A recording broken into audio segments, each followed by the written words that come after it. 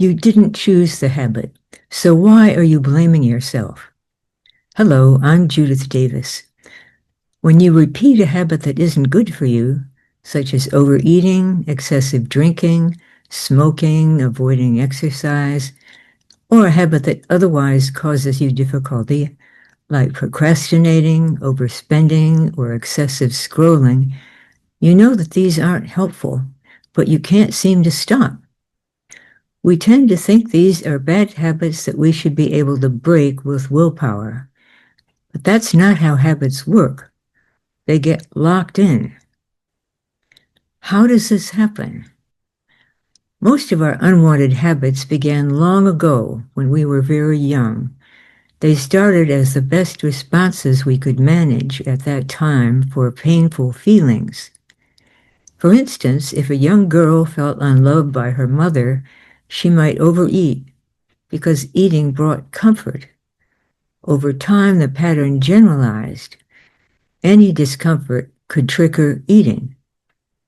Now, as an adult, she could find love and comfort elsewhere, but the old response is still locked in. That's what makes it a habit and why attempts to break it fail. How then can a habit be unlocked?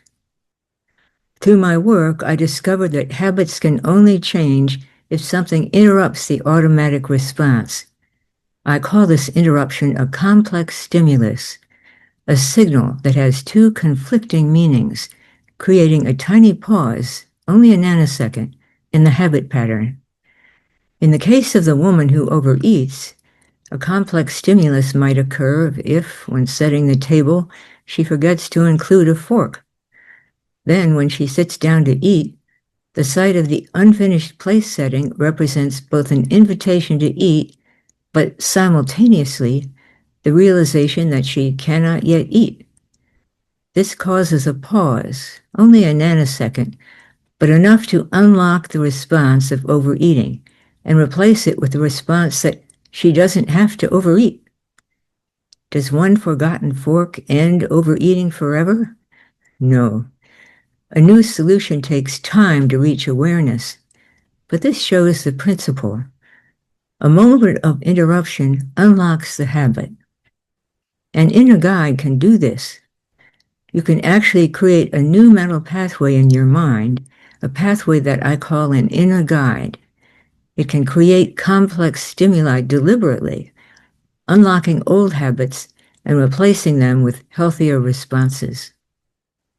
The next step. If you're ready to break free from unhelpful habits, you'll find a pinned link below that will show you how to create your own inner guide.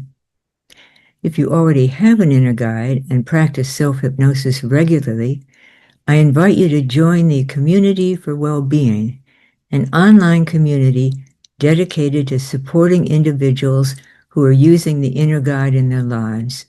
Just email me at drdavis@emotionalcomfort.com and I'll give you the link.